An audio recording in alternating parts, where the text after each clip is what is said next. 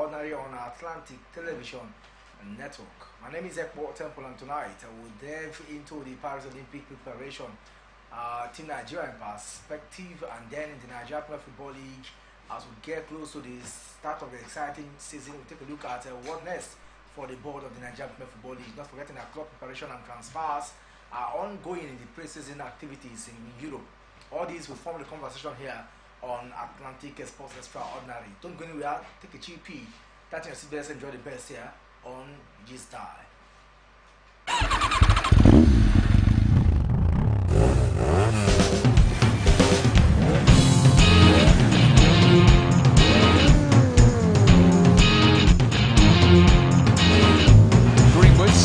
With the goal. Goalkeeper missed it. Right again. Fight him. He does a right hand and down goes the ball straight away. Slam. He's a Oh, what a point to end it on. So now this is when they're at their best. And it's when they're 12 years for this. So drink it in.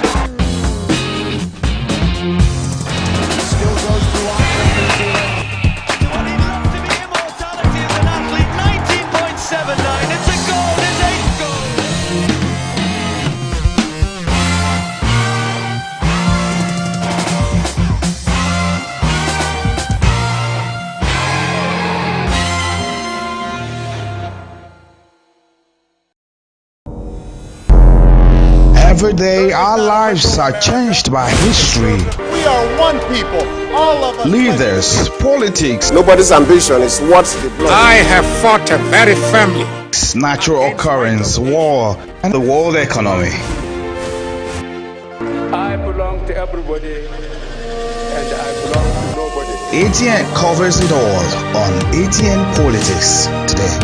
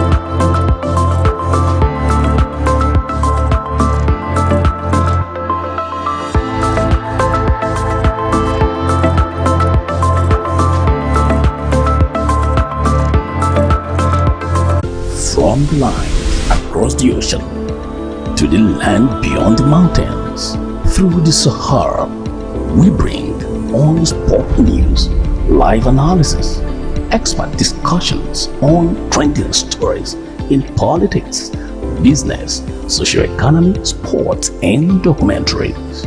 So catch all the updates on the happenings around the globe. Stay focused on the fact today. Only on ATN. 3 days to the start of the anticipated 2024 Olympic, and the euphoria is on. This evening I have joining me Michael Emmanuel in the studio, and of course we have a lot of conversation here, even as we expect Oluwafemi Balogun to join us soonest. Mike, welcome to the show. Yeah, thank you, Tempo. Good evening, and good evening to our viewers out there. A delightful moment to talk for here this evening. It's a delightful moment, and let's get started. Like I did mention, it is 3 days to the start of the 4-year planned Paris Olympic Games, and the environment is already getting hot. Nigerian contingents are in high spirits following the training tour in Germany and Spain, as well as the timely disbursement of foreign camping allowances.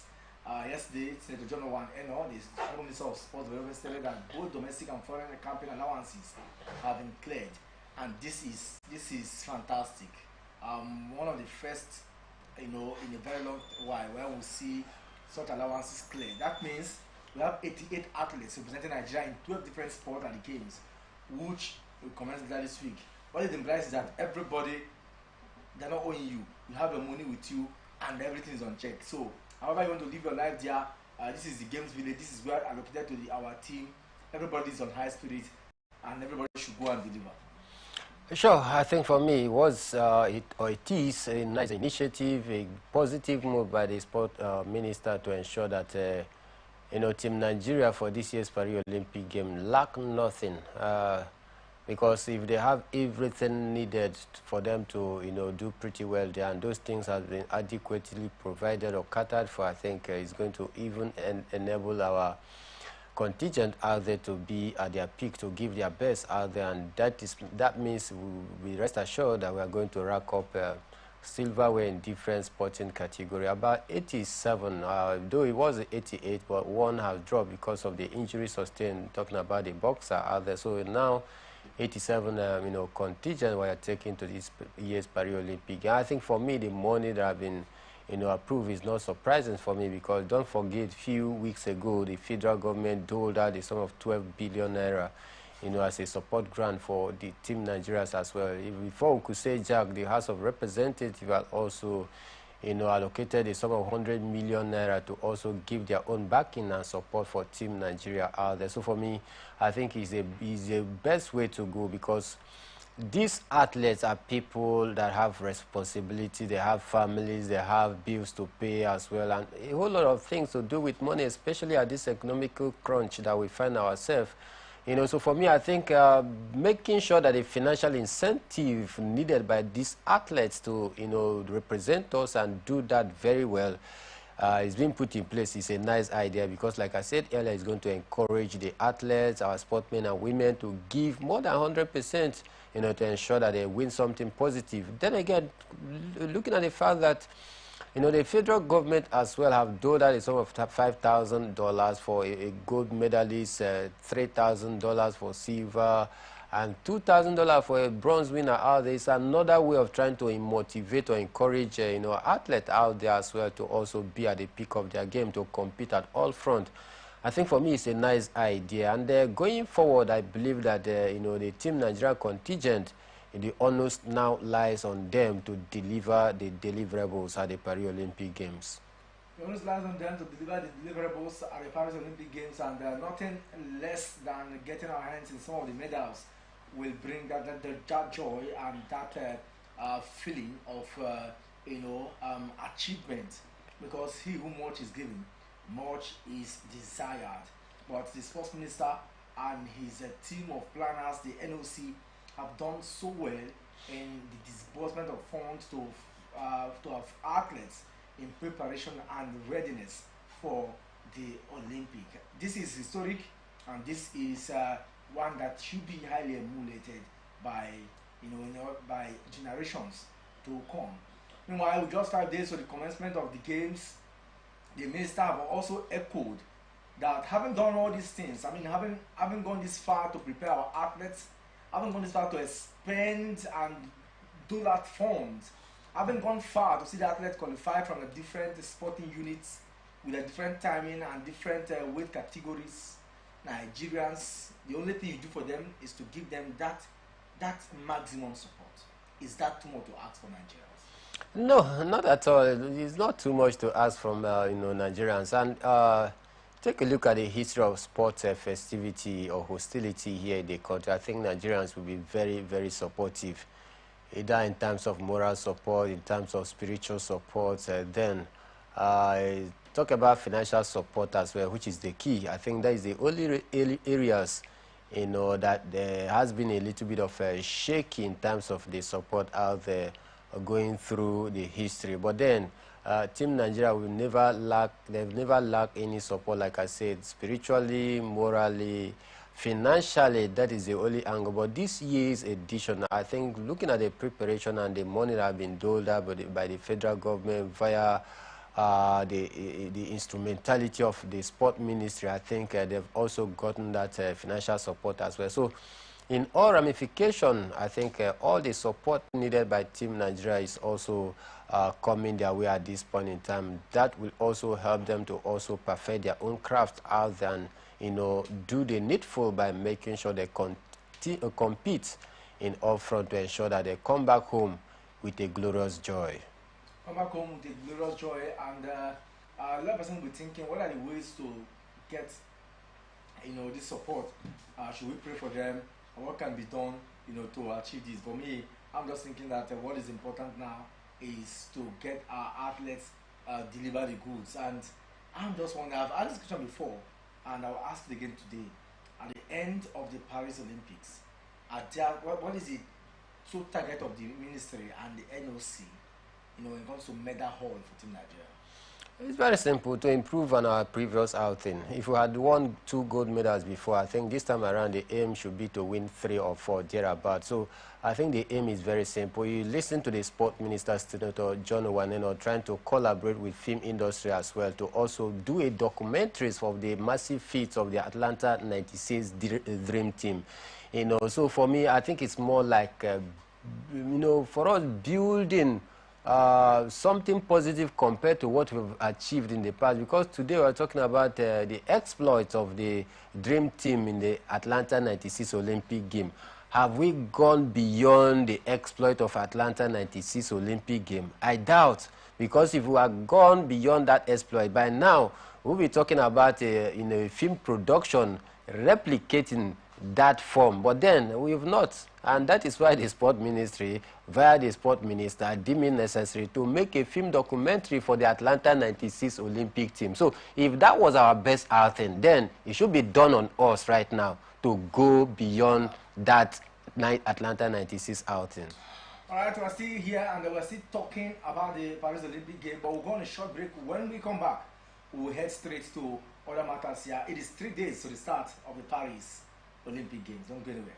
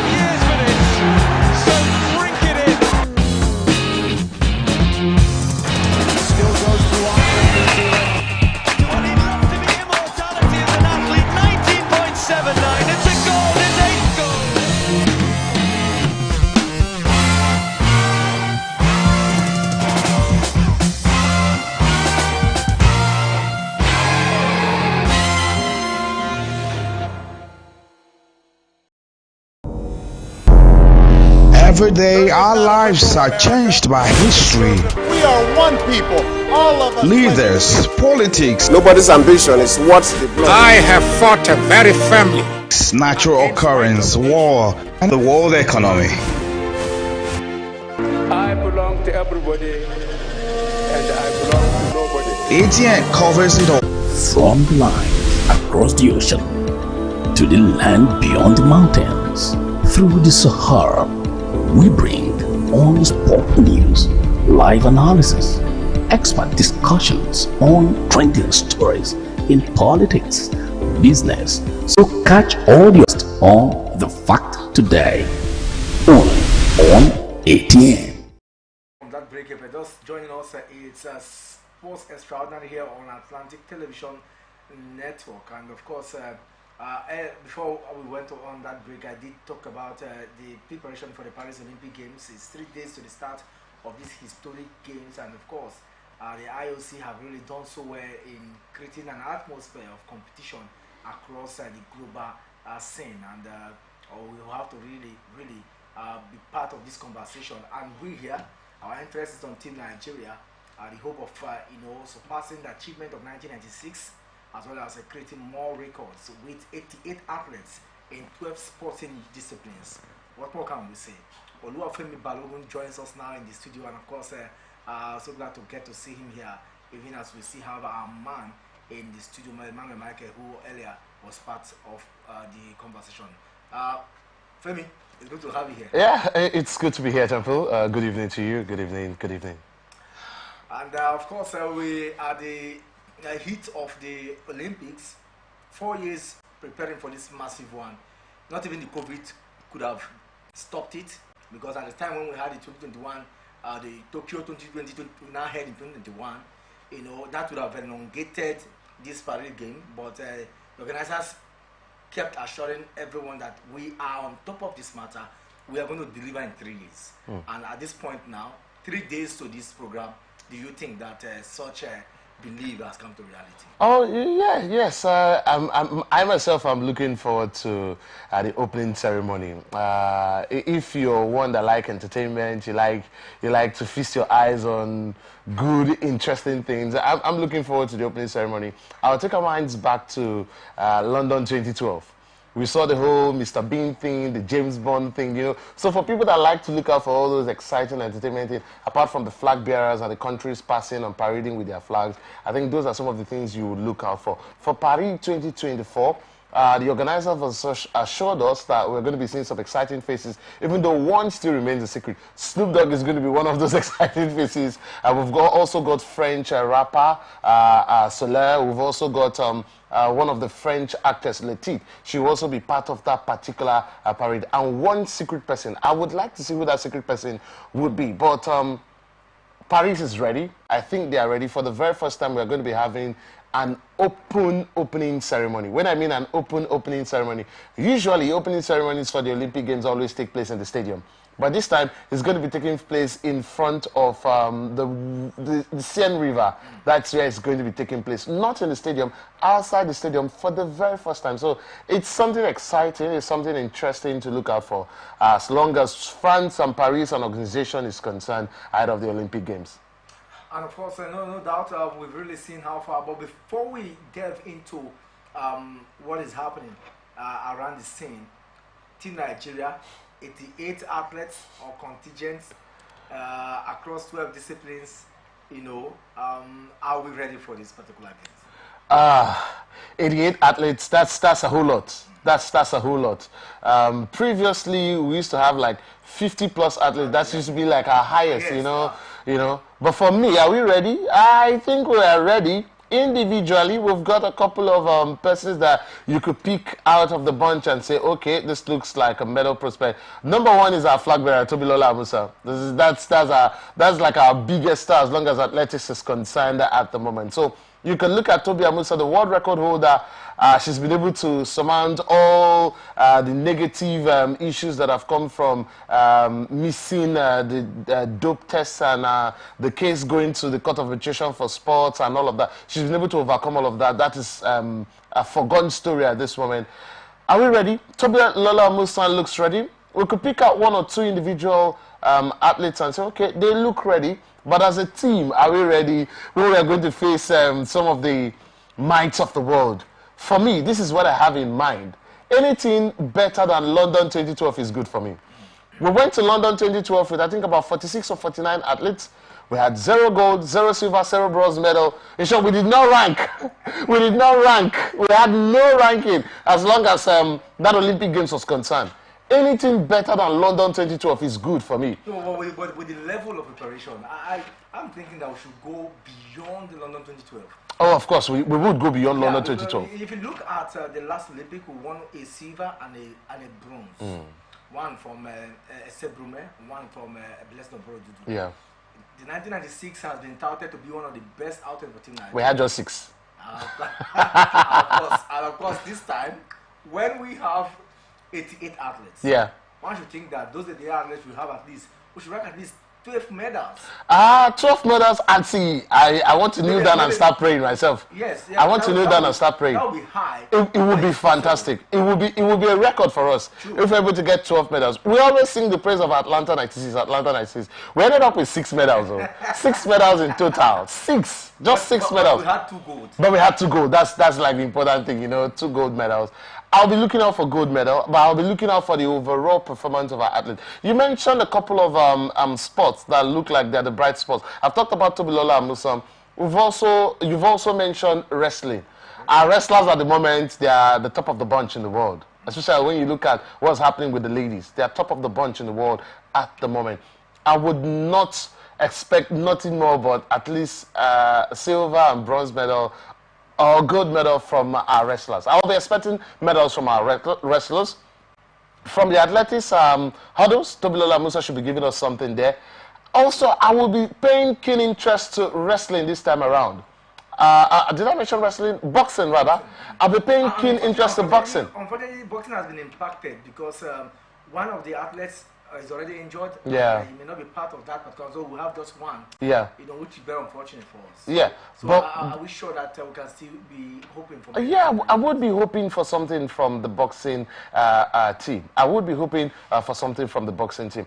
Everyone we took to boxing, as long as the Olympic Games is concerned, won a medal at the last African Championship in Douala. They all won a medal at the last African. Yes. So we are taking players that are, or boxers that are tested, boxers that have shown their own strength down here in Africa. And come on, we like to parade ourselves as having wicked punches. We've had the likes of Ife Ajaba, who has ended up shining like a million lights, and he's doing big things for himself these days when you talk about boxing and top rank is concerned. But I'll be looking at boxing, and I would favor our athletes to at least get a medal, even if it's a bronze medal, at least true bronze medal from boxing. Apart from that, basketball, do I have hopes in basketball? Very little hopes, maybe considering the groups we are. And the fact that we have also not done so well when it comes to, you know, the last 2 games. We've lost our 2 test practice, Serbia and Germany. But then pre-season and not... no, they are not the same. Yeah. But then we're coming up against Australia, France, and Canada. They all rank higher than us. We are 12th rank at the moment. They all rank higher than us. We are coming up against countries ranked 3rd, 4th, and I think number 6th in the world. So those are really tough games for us to play. Football with the Super Falcons. Anything can happen. We play the Samba ladies of... you want to beat Brazil? You want to beat Spain? You want to beat Japan? Let's see how it goes anyway. But then one man who will be playing at the Paris Games is Andy Murray. It seems like this is going to be his last visit to the court officially, and he said he wants to hang you know, his racket formally. And also the organizers, I think I heard about Tony Estique, the CEO or the chief planning organizer or the chief committee chairman of the Paris Olympic Games. You know, this said that every athlete that have done so well, every Olympian deserve to be regarded at high. And one of such is Andy Murray.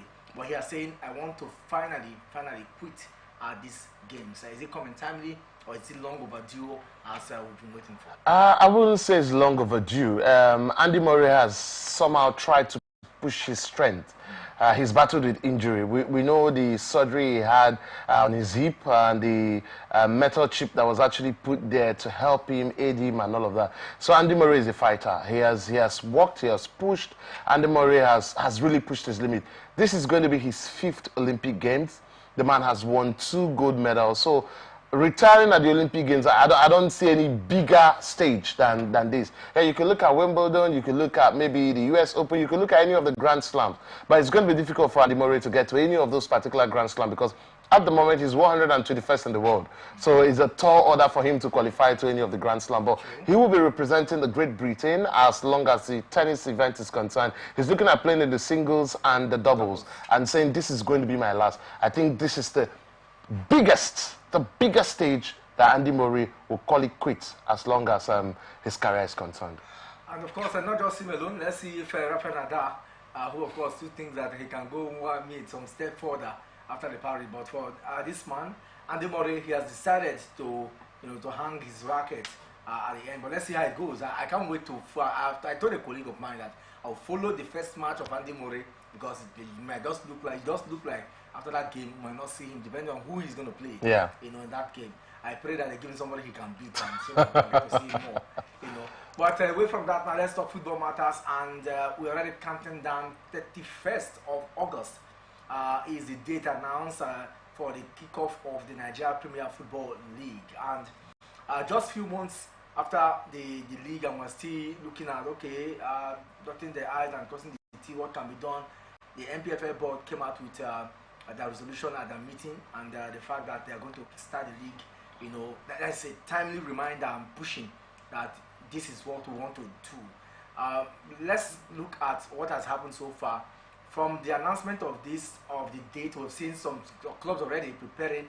Barca United yesterday started a format pre-season tour, and some of them are saying that, okay, we want to, in fact, they want to travel to homework now. They unveiled their coaches last week. We saw that clearly, and the Prosperity Boys think that they want to move on and prepare. We saw how they escaped relegation the last day of the season.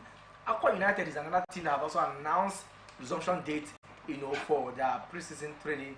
Yesterday, as the Rivers United not also sleeping, I was there. I saw some of the happenings around, and a lot of clubs across board have really been preparing for the resumption of the Nigeria Premier Football League. But like we say, let's reflect on what transpired the last time, Femi. And the first question is, from what you saw last time and heading to the new season, are there gaps that need to be filled? Oh yeah, there are always gaps that need to be filled. Even competitions as big as the UEFA Champions League, the World Cup, the English Premier League will always have gaps that needs to be filled. Gaps in terms of security in match venues, gaps in terms of the standard of our facilities. I'm talking about the different stages across the country. That's a gap that needs to be worked on. We've already seen the MPFL management already sent out a circular to clubs that should work on their stadiums, and some of them already coming out to say, oh, we have already started putting finishing touch. I'm talking about clubs like Kwara United and some other clubs. We're already putting finishing touch to make sure that our club is able to host MPFL games next season. Gaps in terms of officiating, that will always be a gap. Gaps in terms of broadcasting, yes. Broadcasting of the MPFL games, those are places I think we need to learn. Those are places I think we need to look at one or two things happening rather, and fix those gaps. So there are always gaps. There are always spaces that need to learn. You've mentioned the date. The MPFL has mentioned the date, the 31st of August. I remember the first time that story came out on. A whole lot of us who followed the MPFL for a long time, skeptic, we doubted, even till now, we still doubt, they've had their meetings and they're like, oh, that date is, it's sacrosanct, it's going to happen, but a lot of us still doubt that, oh, the MPFL, how well can we trust them with this date? We've seen them publish dates, and at the end of the day, they fall back from using that date, and they come to tell us stories that, oh, we're going to have another new date. So, all of that back and forth. I'm hoping this time around that date actually comes true, and we can actually have the MPFL kickstart that day. These loopholes I've mentioned, from facilities down to officiating, down to broadcasting, the broadcast holders, I think they can do way better than they did last season in terms of games. And then the general round play from the managers, the way they set up their teams, and the way the teams play, the performance of the various teams in the MPFL. We're already seeing players living for different parts of the world, and we're already seeing MPFL teams recruiting. We're seeing them recruiting both managers, recruiting both players, and all of that. I'm hoping that next season it gets even more exciting than we saw this season. New prize money, even much bigger prize money. That should be a bigger incentive for any team participating in the league. And we also hear yesterday that the Nigerian Premier Football League Board have secured a mega box sponsorship deal with the UK multinational. Now, the problem I have with this mega, is that there's no name attached to it, maybe for the sake of confidentiality, and the fact that the only thing they said is this is a company responsible for the televising of the English Premier League productions, which I think that is a good one. Like you will hear from the minister, Sanda Gusau. We hope that this will not just be telling us what we want to hear, to burst our bubbles. Well, we've heard over the months, over the years, the MPFL agreeing deals with different companies. I'm not going to start mentioning names right now, but agreeing deals with different companies for the broadcast of the Nigeria League. Sometimes you look at the quality of some of the games that are being broadcasted across different centers, and they are nothing to write home about, But over time, there's been improvement, and I'm hoping the mega deal that has no name attached to it. I'm hoping that that mega deal, you know, can reap good fruits for the MPFL. It's been, like you mentioned, let's say it's one of the guys that produce, or one of the producers of the English Premier League. We know how well developed the Premier League is. We know how big the Premier League is in terms of their content, in terms of what they churn out every day. I'm hoping that that is also brought into the league, and it's not just paper stuff. I'm hoping we get to see those cameras. I'm hoping we get to see those pre-game productions. I'm hoping we get to see on Wednesday we can watch, you know, stories like that come out of the league. Like, yes, a channel, maybe a channel dedicated to the MPFL. Hopefully we get to see that happen, you know. And these days we're hearing Nigerians outside the country, Nigerians abroad, clamoring for the MPFL to be shown outside the country, just like you have the Premier League being shown down here in Nigeria, the La Liga being shown down here in Nigeria. They also want to watch the Premier League out there in UK, they want to watch the Premier League in Spain, they want to watch the Premier League also in the United States of America. So if we can have big broadcasters like this also invest money and all of that, it will be a good one. Of course, we'll have, broadcasters that have multinational, you know, linkages. We can really go across the shores and ensure that we sell the product of our league. But the first thing that comes to mind when I talked about this is, in fact, structural and logistic preparation, and that seems to be a unique and peculiar because of our heterogeneous, you know, scene. And if you compare the likes of Morocco, compare the likes of South Africa, look at Egypt. These are, climes that have viable league in Africa. Nigeria is the most populous destination in the world, and you're asking yourself, do we have this peculiar challenge? How easy will it be? Because it's one thing to start, it is one thing to sustain it. Yeah. We have seen a lot of these coming, but the problem is sustainability, and and it boils down to the challenge that is unique to us. So, Femi, I'm asking, can we pull this through? Yes, I think we can pull it through. Despite the challenges, with bad roads network, with with logistic problems. We pulled it through last season. We didn't have any time where any of the broadcasters came out to say, oh, we're not going to show the league again, we're tired of showing the league. They managed. They were able to pull through, despite the numerous challenges you mentioned. The roads, the facilities, the difficulties, you know, internet being an issue sometimes, but somehow they were able to get through all of this. And I'm sure they've learned lessons. I'm sure they've picked up one or two things that they would want to work on going forward next season. See, it's possible. Impossible is nothing. We could have bad roads. We could have all the different things you've talked about. But if we have enough manpower, if we have enough cameras stationed at different parts of the country. See, you don't need to be moving cameras from River State to Maiduguri to cover El Academy Warriors and cover Rivers United. You could have a certain group that takes care of the South. True. You could have a certain group that take care of games in the West. You could have another group that takes care of games in the East, and another group that takes care of games in the North. And then you can still break it down, get a crew that takes care of games in the Northwest, the Northeast, to make it easy, you know, shorter distance they have to cover. Because it's not going to be easy moving cameras and a camera crew from Maiduguri down to River State, down to Akwa Ibom State, down to Bayelsa to cover MPFL games. It's going to be tiresome. Yes, and we know how big some of these equipments are. Most of them, it's going to be difficult flying them. So they end up using the road to move them from one part of the country. So, like I mentioned, it's down to having numerous equipment. It's down to having better logistics. It's down to planning better. We can overcome these challenges. Certainly, we're still looking at the preparation for the start of the new season. And the MPFA board, chairman by Benga Legbeleye and Ibrahim Musu Gusso, the NFF president, not forgetting the fantastic and amiable, sports minister who is doing so well, even if he came in as a man with tabula rasa knowledge of sports, but he has surpassed expectation. But then let's look at the business of transfers. Over time, we'll talk about how the transfer system in the league is not encouraging, but it looks like a lot of activities are on. Visible activities, the media also projecting some of these activities how will you rate the pre-season activities of the NPFL clubs? First off, I have to give real kudos to media practitioners that push the NPFL. See, they are doing a wonderful job. Personal sacrifice. And personal sacrifice. That's just it. You've taken the word out of my hand, my mouth. Personal sacrifice. That's just what it is. Personal sacrifice.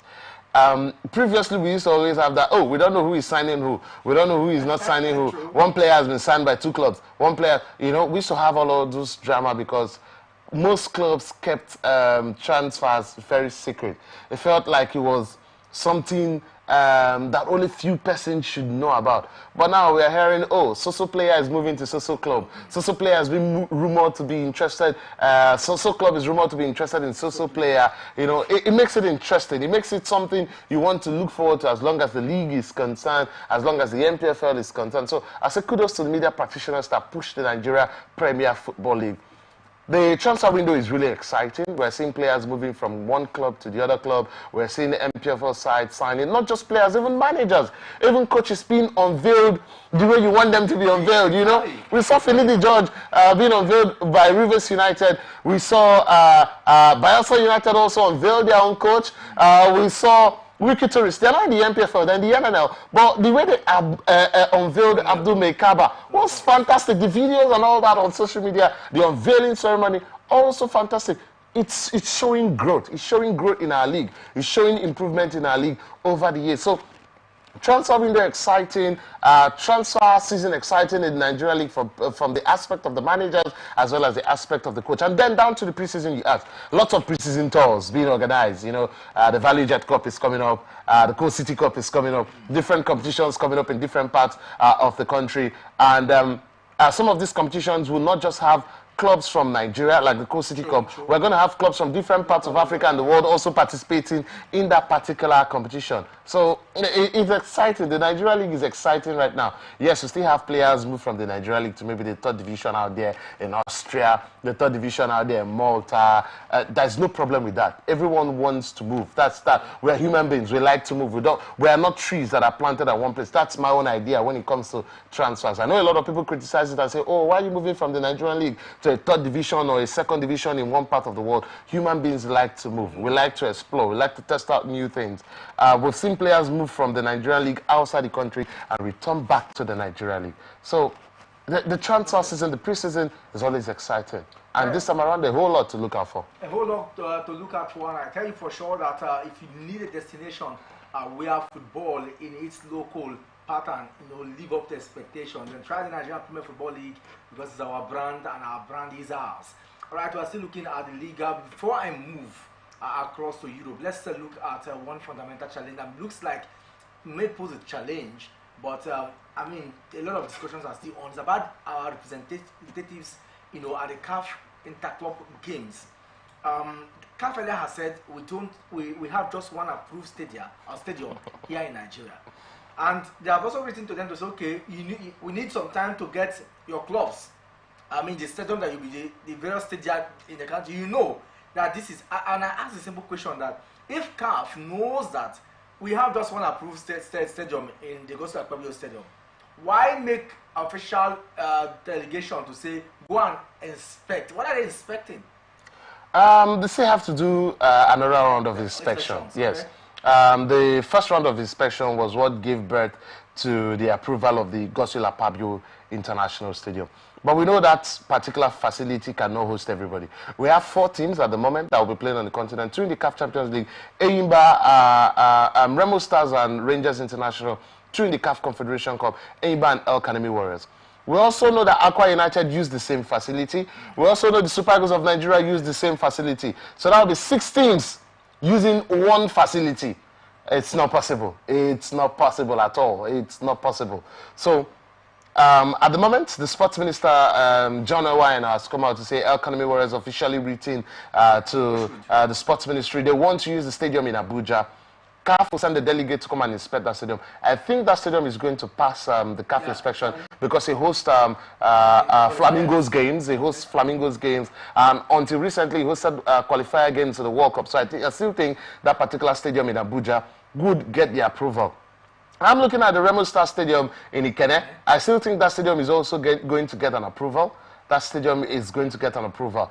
The Enyimba Stadium used to get approval previously from CAF, so I'm still thinking, I have my fingers crossed that that particular facility would get approval once more to still host another CAF Champions, CAF competition.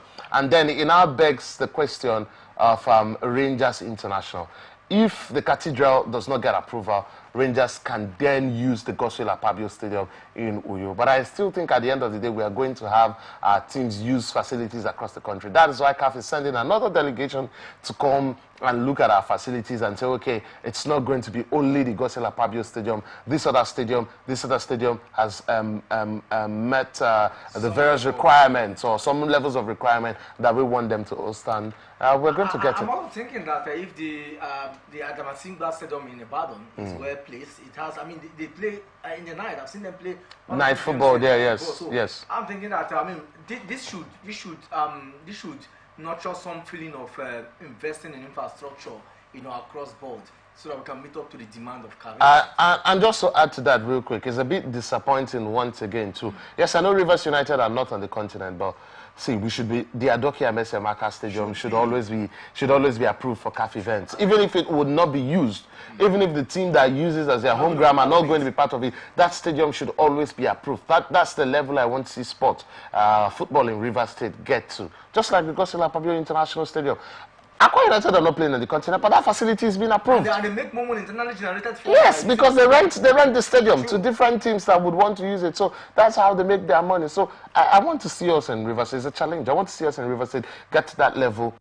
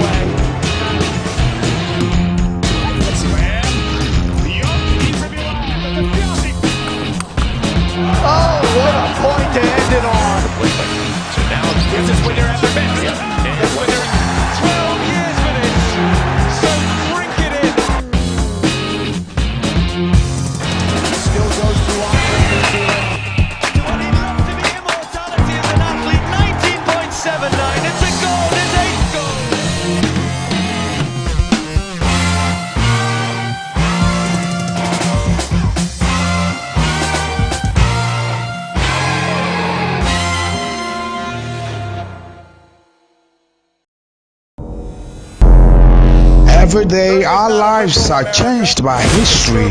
We are one people, all of us. Leaders, politics. Nobody's ambition is what the blood. I have fought a very family. Natural occurrence, war, and the world economy. I belong to everybody, and I belong to nobody. ATN covers it all on ATN Politics today.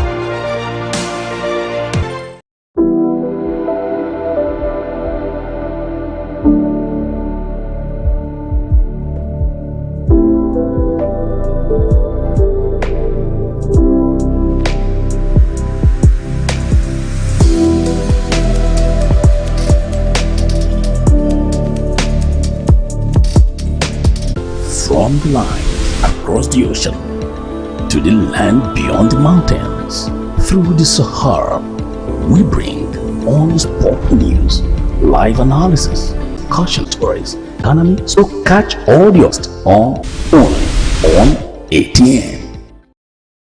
From that break, if you're just joining us, it's Sports Extraordinary here on Atlantic Television Network, and I still have Luafemi Balogun here, and we've looked at the Olympic preparation from Team Nigeria's camp. Also, not forgetting that the Nigerian Premier Football League, have announced that the league will resume on the 31st of August. And so we're already counting down to that resumption date. It's time to talk about football. And what else? We'll talk about the preparation for the new season in the English Premier League, and a lot has been happening. Let me start with what is happening in the Manchester City setup. It looks like they've been calm. I've just had one signing from them so far, and Pep Guardiola, when he signs, he signs players that he knows that they have a function to deliver at the club. I'm not expecting at this point to go sign, no. But we have seen a change in narrative in the way transfers are done. We also looked at the market. There are no top. All those before you used to have top players, movement. But this time around, you can barely count the names that will be moving. So, what are the reasons for this changes? And from what we saw too, young group of players who made it happen for Spain and for England, and one will be thinking that this is a new era altogether in football, and we are not. One should not be expecting those big name players. But what you need is a team that will deliver. It doesn't matter where the players are coming from. Taking it from you calling it a team, I think that's what Manchester City have been able to build over the years. I listened to a Pep Guardiola interview today ahead of their 4-game preseason tour in the United States of America, and he was talking about the team have signed players since he came into that team. They've had to change different areas. They've worked on different areas, and somehow they've been able to build that team. They've been able to arrange that team. There were rumors some few days ago that Kevin De Bruyne would be leaving the club, but Pep Guardiola has officially come out to say Kevin is going nowhere. We are still going to keep him. We're interested in keeping him. We are not interested in selling him. I was thinking to myself, if Kevin De Bruyne had left the club, I think that would have made Manchester City be all over the transfer market, trying to get a replacement. Would they sign more players? I still think they would sign more players. I think they would get more players to strengthen the team. We're hearing players like Julian Alvarez not being contented with being on the bench alone. For Christ's sake, this man has won the Copa America twice. He's won the World Cup. He's won the Champions. He's won lots of trophies, and he wants to play regular football. He does not want to be that man that will sit on the bench and wait for Erling Braut Haaland to pick up injuries before he can start, or maybe Kevin De Bruyne to pick up injuries before he's being played from the middle. He wants to play football. So if he leaves, maybe they could get another replacement, someone that would come in and replace Julian Alvarez. But the reason Manchester City are not all over the transfer market is because they've been able to get a team. And at the moment, nobody has left. Everyone is still solid, intact. So there's no need running around the transfer market when you still have your winning team. Do not spoil the winning team. Don't change the winning team. And then another thing that he has also, in that press conference, he also talked about Rodrigo being, tipping him for the Ballon d'Or, and others think that is asking for too much. I wouldn't say he's asking for too much.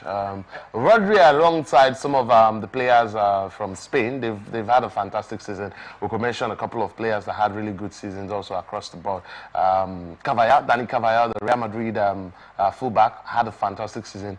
Won the Champions League, won La Liga with Real Madrid. He's won the Euros with Spain. Very decorated player. Had a fine season, and he was a starter throughout this competition. You talk about Rodri. Won the league with Manchester City, had a fantastic run with Manchester City, had a fantastic run with Spain, guided that Spain side to also win the Euros. We saw how fantastic he was for the Spanish national. So Vinicius Jr. also being mentioned around there. Unfortunately, Brazil failed to win the Copa America, but club side, he had a good game with his club side Real Madrid. So Rodri being mentioned or being touted to win the Ballon d'Or, I see nothing wrong with it, Even me, myself, I could also win the Ballon d'Or, so... Of course, when you're a senior man of Potako, nothing's stopping you from achieving that feat someday. But then, let's talk about our own. A lot of transfer has been on and on and on. And I asked myself, what is holding that of Victor Osimhen? Because, we need to really dissect it so that people understand where the problem is coming from, and what is the way forward for Victor Osimhen. He looks like very soon, like someone was analyzing today for me. He said he might be frustrated very soon. Do you see him getting to that point? I do not think personally Victor Osimhen would be frustrated. All the transfers are being handled by his agent. All Victor Osimhen has to do is play football, train, and keep himself fit. But yes, he's going to get to an extent where The whole thing drags so long, and it keeps you distracted, you know. The way you don't want to see yourself in a particular environment. Exactly, it keeps you distracted.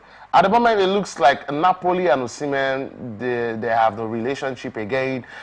We know Napoli have a new manager in Antonio Conte, and all through the end of last season with Conte coming in and all that, all the story was Conte likes Romelu Lukaku. Conte is keen on bringing Romelu Lukaku in. He wants to bring Romelu Lukaku in, and it looks like it was going to be out of the door for Victor Osimhen. Osimhen's asking price, or Napoli's asking price for Victor Osimhen, scares a lot of clubs away. That's the number one issue we should look at here. Chelsea looked like they wanted Victor Osimhen, but the money Chelsea is putting on the table for Osimhen, Napoli are not happy with that. At the moment, it looked like it was going to be Paris Saint-Germain meeting that particular fee, but PSG also, at the moment, as we speak, they are backing down on that particular deal from what we hear. The deal is not going as smooth as it thought it was going to be. At the first stars, it looked like, okay, PSG, we are just going to go all out of Victor Osimhen and get out Victor Osimhen. But the negotiation is going back and forth from Napoli's end. Osimhen wants to leave. If Osimhen gets that Napoli deal, Osimhen will be happy to play with Napoli. Even if it's Chelsea, I still think Osimhen will be happy to play with Chelsea. But at the moment, money is the factor. Money is what separates Osimhen from leaving Napoli at the end of the day. But I still think somebody has to compromise. Osimhen is top quality. For Napoli, who is the top player at the moment for Napoli? They've lost Kylian Mbappe.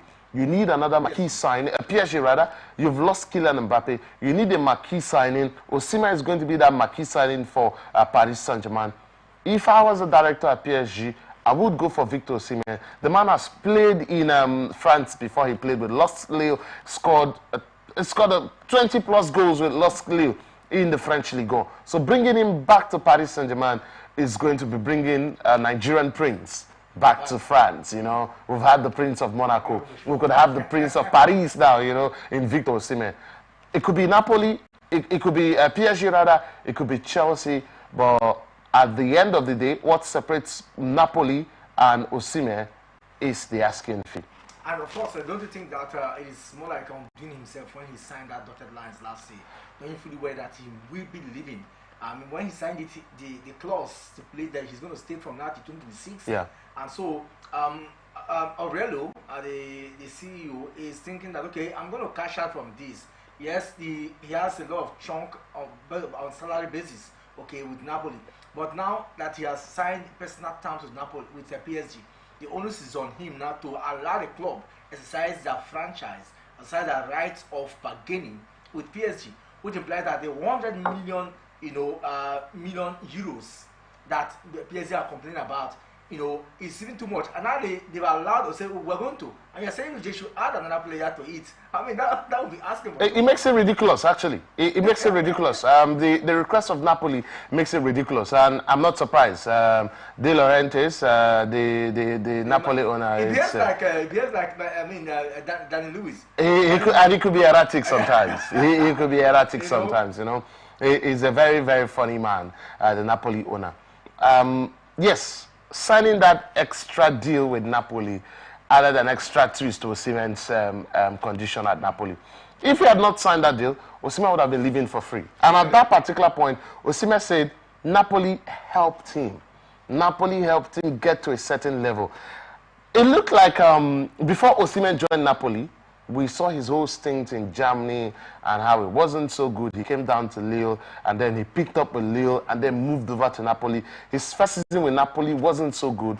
Napoli kept faith with him. The coach kept faith with him. And Victor Osimhen is one of the top-rated players as long as the world is concerned at the moment. So Osimhen felt, okay, Napoli helped me. One of the best ways I would pay them back is to sign a contract extension that would make sure Napoli gets something from me moving at the end of the day. A lot of people say footballers are not loyal. Footballers are not considerate. I think that was Osimhen being loyal and considerate to Napoli at the end of the day. But asking for so much, asking for 100 for Osimhen is not a bad deal. But I think Napoli trying to squeeze out an extra quid from PSG it's just been too much. I mean, there's this saying that time runs fast when you are having fun, and truly, that's just what we've seen here today, and many thanks to you for being part of the conversation. We talked much. I'm sure that when the Olympic gets on the way, we'll bring you in again to look at happenings, and let's see how Team Nigeria are going out. Of course, too, when the league starts, we got to hear from you. We need to project our own. For me, you know how we do it here. We project indigenous content, and also our own, because our own is the first point of attraction to the world.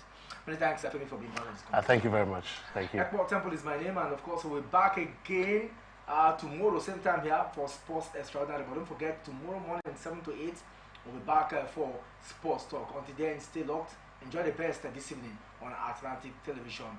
Let's go to our social media platforms and continue the conversation, and let's have fun on the airwaves. As I used to say, it's one game football without violence. Ekpo Temple, have a lovely evening.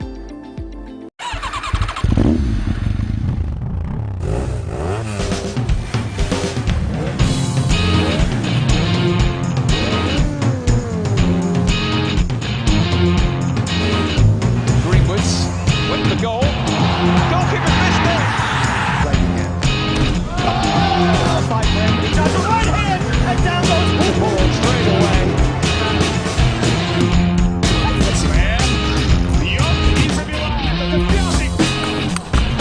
Oh, what a point to end it on.